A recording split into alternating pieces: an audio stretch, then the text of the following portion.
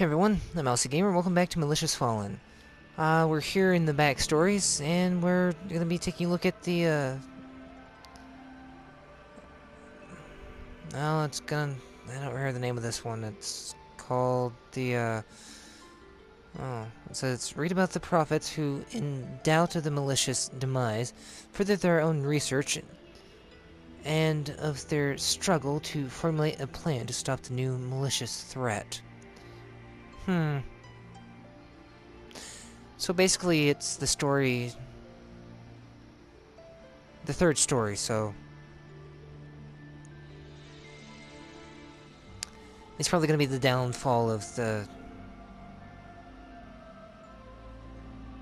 wise men here. The prophets. Chapter 1. The malicious... wounded in battle with the spirit vessel... secreted themselves away in the void.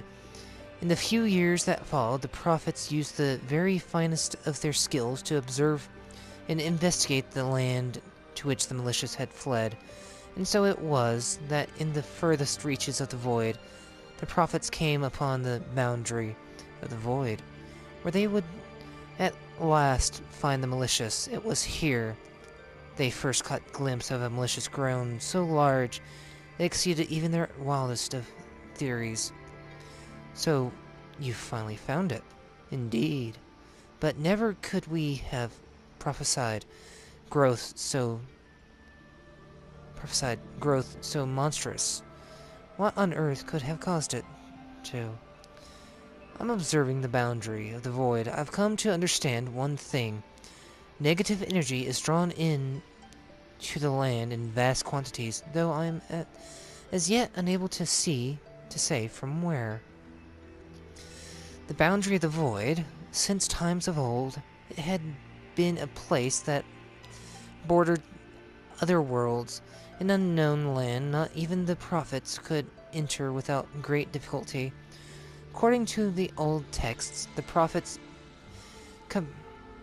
capital to meddle in the affairs of the boundaries void would be to meddle in the affairs of other worlds, running parallel, and so was concluded against to the strictest degree. And so it went that the prophets never once interposed until this stringent commandment miscarried upon them most terribly. It seems we will have no choice but to delve further into our investigation of the land. Eventually, more pressingly, though, we must consider a means to dispose of that thing. Easier said than done. Even the spirit vessel will be no match for the monstrosity as it is now. In truth, the spirit vessel must take strength from the power of order we have obtained, so the thing might be bested. And that is not all. We must create a place from which our offense against the void can be maintained at full force. Certainly, one final matter, though, a thing of considerable import.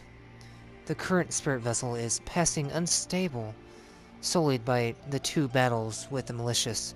If the contamination were to further spread, not even we could predict what might happen to the vessel. And such it is that precautions must be taken. It is as you say. Among the prophets nodding to each other in assent, there was one lone whose head remained unbowed, a prophet named Manos. He alone, their leader, did not assent, and so it was that all eyes turned to him. Even with the knowledge of order obtained from these prior battles, vexing though it is, our analysis is yet incomplete. My fellows, would you still persist in merely waiting for the vessel to become stronger? Good Manos, all other means would surely end in failure. After all, the abilities of the original spirit vessel were. As it is now, the malicious yet absorb malice in order to grow. If we were to wait until the time you are all suggesting, my fellows, how strong do you think that malicious will become? And then, when it reaches that size, even having absorbed the power of order, do you all think the spirit vessel would stand even the smallest chance? Between the prophets was not but an enveloping silence. Their silence was clear. Not one of them could refute the truth of Minos' rhetoric. The matter was truly one of great concern. Exactly how large would the malicious grow? Would it ever stop growing? Not even the great prophets knew the answer. More pressingly, they couldn't say what the biggest known as the malicious ever were. In truth, the prophets knew not the answer to these simplest of questions. You may theorize as you like, Manos. But at this rate, the prophets saw no other means but to strengthen the spirit vessel further in order to face the magnitude of the malicious threat. It was surely the right thing to do. However, to strengthen the vessel would take time, and time would merely allow the malicious to grow stronger in turn. Such was the nature of the struggle between the prophets and the malicious. However, if the time should come that the power of the prophets failed to meet that of the malicious, the hard-won equilibrium would be shattered, and consequently the world of mankind would surely face destruction. Two paths have presented themselves to us. We could do as Manos suggested, and send the vessel to fight the malicious now, or, as the rest of us have agreed, wait until the time is right to strike. Neither of these two choices could be said to be misguided. Indeed, there were advantages and disadvantages to both. This the prophets knew all too well, and as such none could come to a decision if only there were a way to resolve the problem. Or, failing that, a prophet with resolve strong enough to force a decision. Without such a person, the oppressive atmosphere of their meeting would never come to an end. Eventually, Hexa was the one to finally break the silence. Perhaps he was overcome by emotion, having guided the spirit vessel thus far. Or perhaps he was spurred on by fear of the threat hanging over them all. Nevertheless, his resolve was firm, and he carried within it the desire to protect the vessel from undue harm. Good Manos, I have made myself clear. Though the spirit vessel is now besmirched by malice, and consequently unstable, you wish to have it engage in battle? That is your plan, is it not? The spirit vessel could be called the prophet's trump card, their one and only means of opposing the malicious. To lose it would be a terrifying consequence. Exactly, Hexia, my fellow. Above all else, it is precisely because the vessel is unstable that the possibility to defeat the malicious exists. Or so I believe. Already concerned for the spirit vessel's condition, Hexia's mind stewed with doubt and antipathy upon hearing those words. Manos, what possible reasoning might lead you to say such a thing? What possible basis?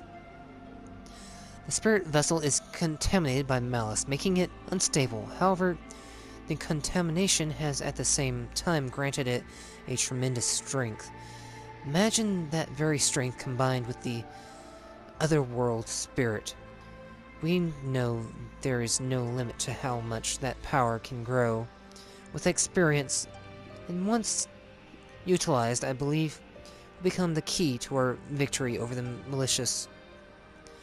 The words washed over the prophets, all silent but Manos and Hexia. This very moment is critical to our victory. We must act with haste. If dispatched while unstable, the possibilities the vessel will turn malicious is all too apparent. Indeed, it is, and I too have my concerns about the prospect, however. We have no other means. This is the situation at hand. Of all the plans conceived today, this one has the highest probability of success. Of course, I'd be happy to listen should anyone present a favorable alternative, though the plan is something of a gamble. The fact of the matter is that we lack other means, and do not forget that as we stand idle, the situation only grows dire. I, for one, say we follow Manos' plan. Hear, hear! So it was the prophets agreed to Manos' proposal, or rather, they merely agreed upon seeing they were left with no other choice. Hexia, what say you? If you have aught to say, hold not your tongue. I have no objections. He was not strictly agreeing to the plan, however.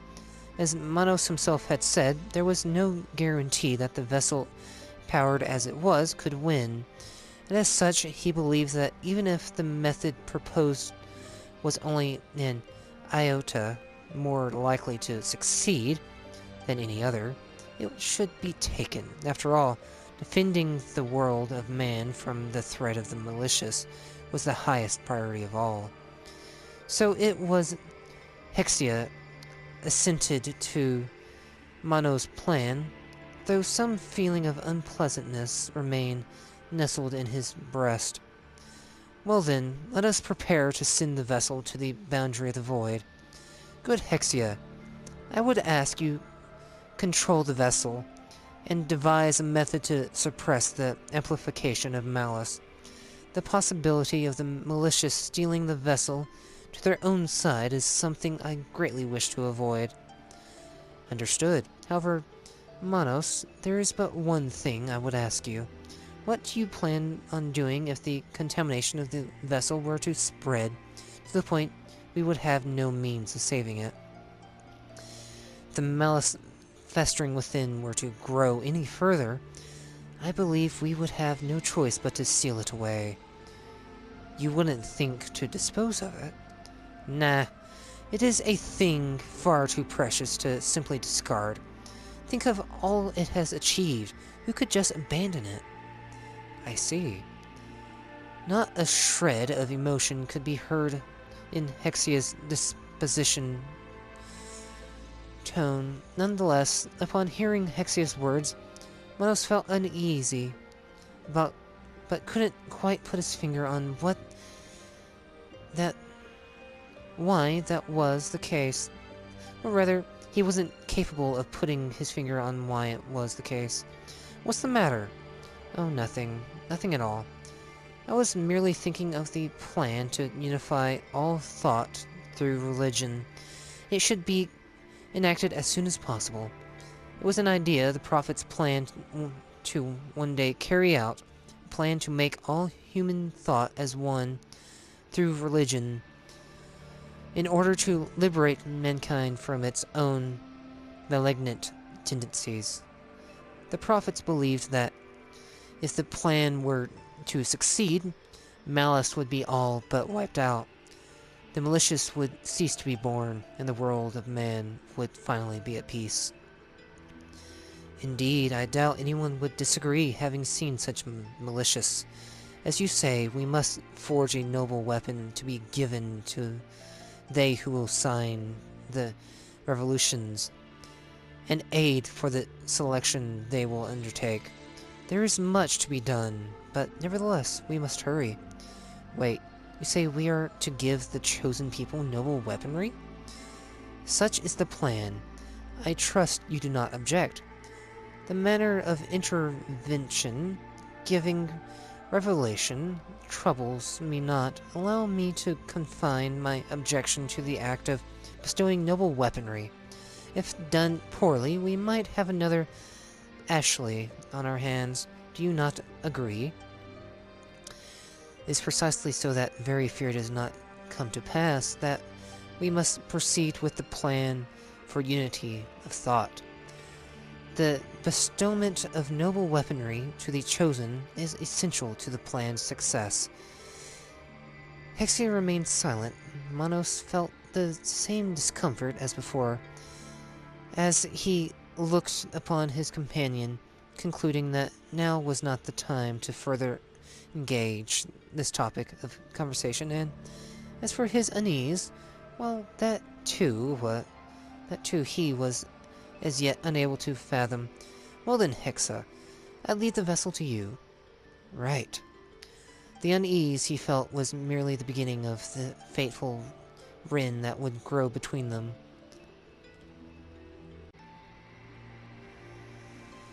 Well, apparently this only had one chapter, so I have a feeling there may be only one fight in the actual story. Then again, you never know. These games can be very creepy on how they lay out the storyline and the level design too. So, I'll see you guys in the next video. So until then, see you guys.